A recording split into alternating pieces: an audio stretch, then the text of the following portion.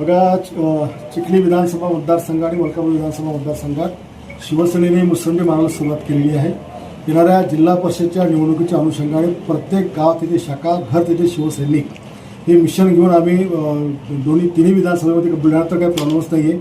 पण 3 दिवसापूर्वी आम्ही जवळपास 20 गावांचे प्रवेश जवळपास 700-800 लोकांचे घेतले, ज्याच्यामध्ये सगळ्याच पक्षाच्या लोकांचा समावेश आहे, काही लोकप्रतिनिधी त्याच्यामध्ये आहे. आणि आज आम्ही 29 गावच्या लोकांचे प्रवेश घेतले.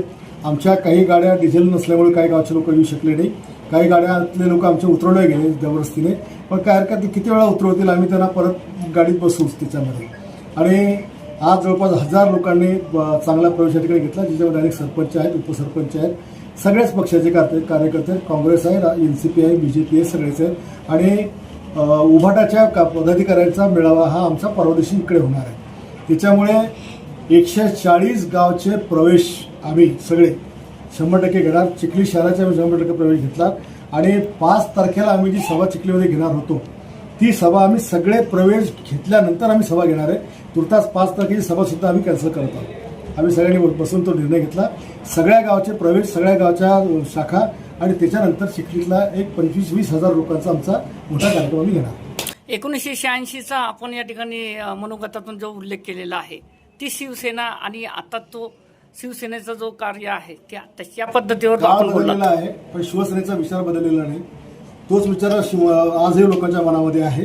शिवरायांचा आदर, बाळासाहेब ठाकरेबद्दलचा आदर, शिवसेनेबद्दलचं प्रेम आज या लोकांना प्रवेश घेण्याकरता लोक ओढून लागतात. आज एवढं रक्त ऊन आहे, स्वतःच्या खर्चाने गाड्या करून कार्यकर्ते या ठिकाणी आलेले, आणि काहीच नाही. आम्ही त्या मतदारसंघामध्ये आमचा काही विधानसभा लढणं हा उद्देश नाही आहे. आमचा पक्ष वाढवणे, कारण आमच्या लोकसभेला आम्ही तिकडे मागे पडलेलो. आम्ही जिल्हा परिषद, नगरपालिकेत आम्हाला यश मिळालं नाही. आम्हाला जिल्हा परिषदमध्ये प्रचंड प्रमाणात यश या 2-3 मतदारसंघामध्ये आम्हाला मिळवायचं, जी जबाबदारी माझ्याकडे दिली आहे, त्या दृष्टिकोनातून आम्ही आमची पावलं पुढे टाकत आहोत.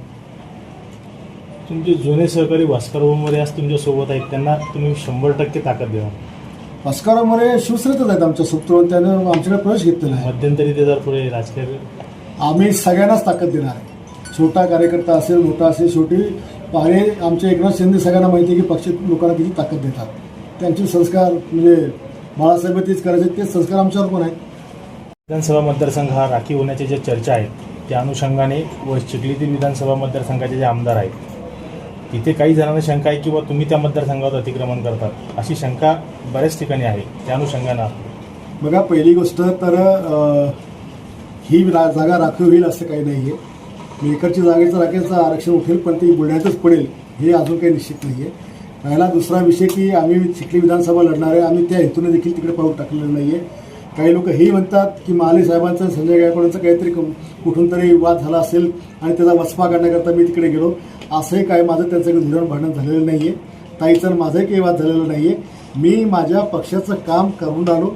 माझी जुने शिवसेना, जुने मनसे, छावा जे कार्यकर्ते आज वाऱ्यावर सोडलेले आहेत, मी इतके दिवस त्यांना तिकडच्या मतदारसंघात मदत होईल मी अपेक्षा करत होतो, पण त्याचा जो छळ चाललेला आहे, त्याचा जो त्रास होणार आहे, मी माझ्या कार्यकर्त्यांना वाऱ्यावर सोडणार नाही आहे. मी शिवसेनेमध्ये त्यांना घेऊन पुन्हा मी त्यांच्या पाठी उभं राहणार आहे आणि आमचा पक्ष वाढवणार आहे.